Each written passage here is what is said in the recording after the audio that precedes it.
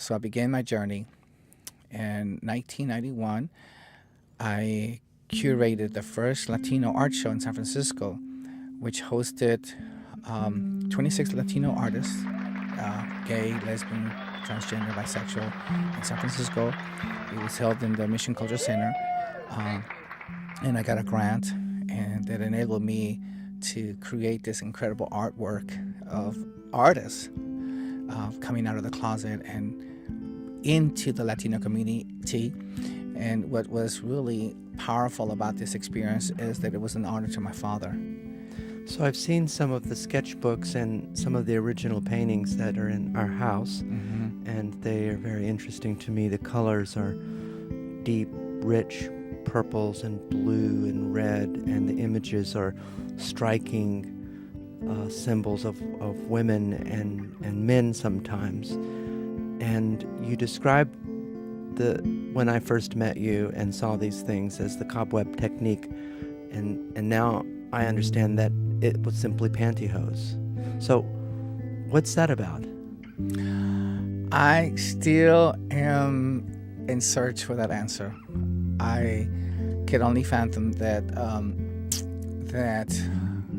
the texture is incredible. I could only fathom that he had a tremendous appreciation for the form of women's faces, and I could only speculate that during that time, a lot of men in the closet, men who were bisexual, men who practiced bisexuality, really embraced of feminine objects, feminine things that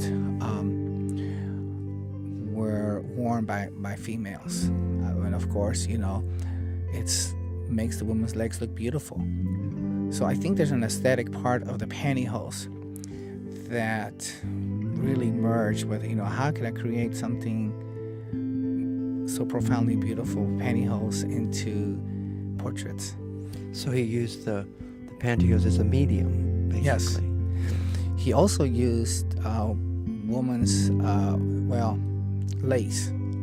lace from all over the world, lace that he had acquired from friends and acquaintances that gave him lace from Spain or French lace, and he would sometimes attach this lace into the pantyhose, so and into the canvas, and then of course did the oils and acrylics. Tell Chico's, your father's has an amazing history from what you've told me and what I've seen in the books, the journals that he kept. Where is he from? What was his background? He's Mexican, we know, and he was married to your mother, and he lived in Monterey. What else? Well, he had come from a family and that was involved in politics. I believe, from what I understood, that his great-grandfather or something to that effect was the governor of Nuevo León, Monterrey, which is northern part of Mexico.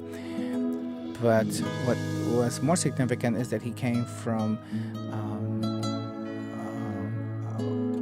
his background was that he had depression. His grandmother had depression. My grandmother had depression, and he saw her commit suicide. She was kept in the back of the house in a shed, and according to the journals that I've read, she would call out to him, and she would, be yearning for her son, and he'd be yearning for her, but he didn't have access to her because she was labeled as the crazy woman. But he knew that was his mom, and he saw her killed herself, commit, suicide with a gun, and just that whole experience traumatized him. And so I know in my heart, from the very beginning of our conversations, he would talk in desperation for love from his mom. When my father died in 1986, May 6, 1986, he had told me a few days before his death that I'm finally going to get to be with my mother. And he also said to me, don't worry, we'll be together for the rest of our lives. Don't worry. And he's told me, I think you know what I mean. And that was very powerful. That was very powerful because it goes back to, Monterrey, where, he was raised. He was a timid boy, and he had an incredible passion for the arts. He not only did he create paintings, but he also owned the first ballet company in Monterrey. He was a teacher.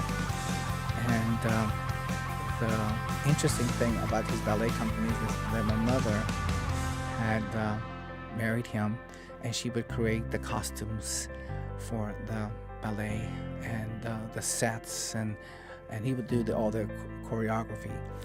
His story's tremendous. It's the story of your mom, who's a Cherokee Choctaw woman, now medicine woman, is also very interesting, and their experiences together in Monterrey with the ballet company has always fascinated me. Certainly there'd be maybe some opportunity to talk about that, but I'd like to go back again to your dad and your desire to do what? To honor him, to find this art. What does that mean for you? It's interesting you asked me that, because as you were asking me the question, I was like thinking how imperative it is to create a legacy. For me, when I had that moment of my Buddhist moment of realization, I had realized the conclusion to that prayer being answered was that I have to create a legacy.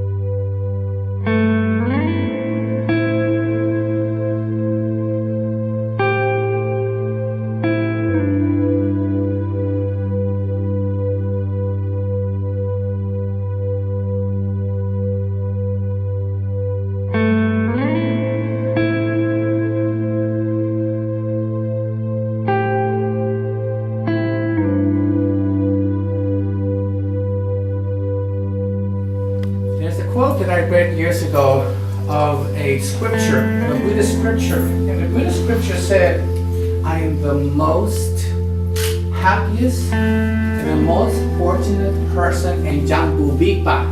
And Jambu Bipa means the world.